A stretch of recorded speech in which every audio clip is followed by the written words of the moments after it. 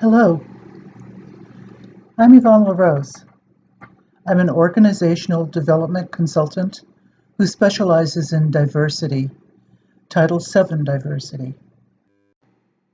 But today, what's on my mind is sexual harassment. It's on my mind because there has been such an outpour of women coming forward to reveal that they have been enduring sexual harassment in some way over the years. They are not alone. There have been decades of women who meet these same conditions and have been facing them and living in silence about it. And I want you men to take stock of the fact that these women are coming forward and they're revealing what they have endured. But I also want you to realize that it's not just the physical that's been offensive. There are other ways in which harassment can happen, and it is important to recognize that we need to be respectful of our women in society and realize that they are not merely sexual objects. They're merely decorations. They're not merely subservient individuals serving at the whim of whoever is in charge. For so many decades, in fact, for so many centuries in this country, in the United States, women have been striving to be as productive and recognized as expert in their particular fields of industry as possible. Women are just as intelligent as any other man.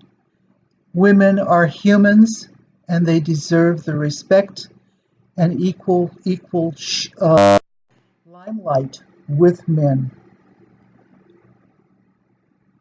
If they are, it's unfortunate that women have to look to men as mentors. But that's the way our society has evolved. Men are in charge. They know the rules of the game. They know how to play the game, and they know how to talk to the other guys in the game in order to get inroads.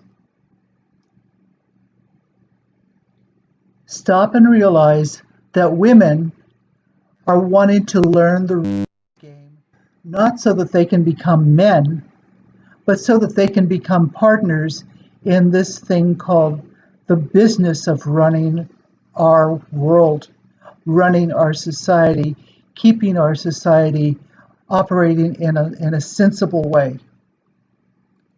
Give women the respect. Just because they're coming to you for advice does not necessarily mean that they are making an overture, a romantic overture, or to be close to you because they think you're such the greatest thing since sliced bread.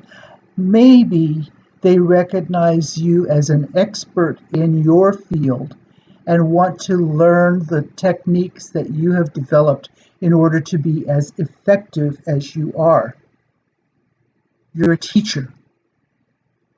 Be a teacher. Be an effective teacher. I also want to remind you that sexual harassment is not always a case of being physical. Sexual harassment can get into the realm of making unreasonable requests and demands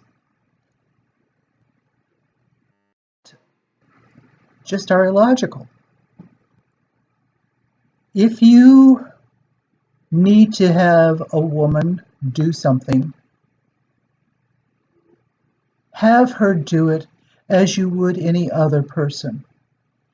Is there a collection of things that are needed in order to complete the task? Rather than have her come one and deliver one thing, and then while she's completing that task, tell her that she still needs to do something else, so that she is constantly in and out of your office or your desk or your environment just because you didn't think to be organized yourself. Do you think maybe that's another form of harassment, and that you're forcing her to be in your company just for your own personal gratification? Rethink, organize your work and your contact with other people. Would you put that type of onus on anyone else? Or do you stop and think about it? Do you have some underlying desire to be close to them? And that's why she needs to keep delivering things piecemeal. Or are you just trying to harass her? Are you just trying to annoy her? Waste your time. There are much more productive things she could be doing in order for the complete project to be realized and in a successful way. But likewise, women need to learn how to call the men on the carpet and say, is there anything else that you need before I leave? Is this all there is for this particular task, so that I can count it all at one time, and then we can move forward to the next step in this project? Or women have the sensibility to say, you know, this is not following a logical progression. What is it you really want? What is it you really need for this project? Be upfront, be businesslike, and keep things focused on the project. If it's a social issue, let the social become a social in a social environment, not in an office or a business environment.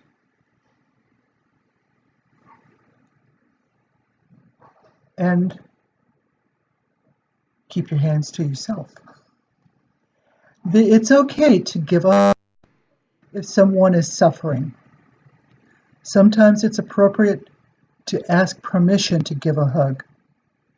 But as some of our leaders have indicated, they take advantage of their status in order to do things that are inappropriate.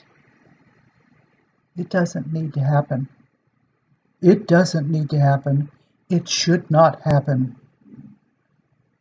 You should make a person uncomfortable just because you have the power to do it, or just because you have the celebrity of some nature to do so. You do not have that privilege over someone else. You do not have the right to make someone else uncomfortable in order to please your ego. I just need to let you know women need to be respected. They are just as dignified. They deserve the dignity and respect that is accorded to anyone else in all walks of life, whether the person of the lowest state or the person of the most exalted.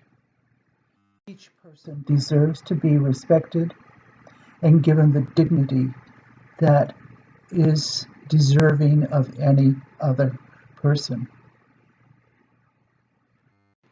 I'm Yvonne LaRose.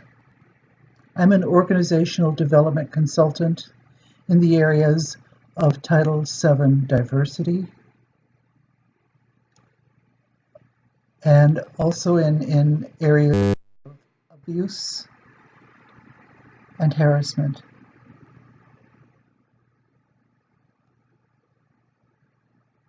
I hope you heed my word and my request to be as responsible as possible so that you can gain the respect that you deserve and that you give to others.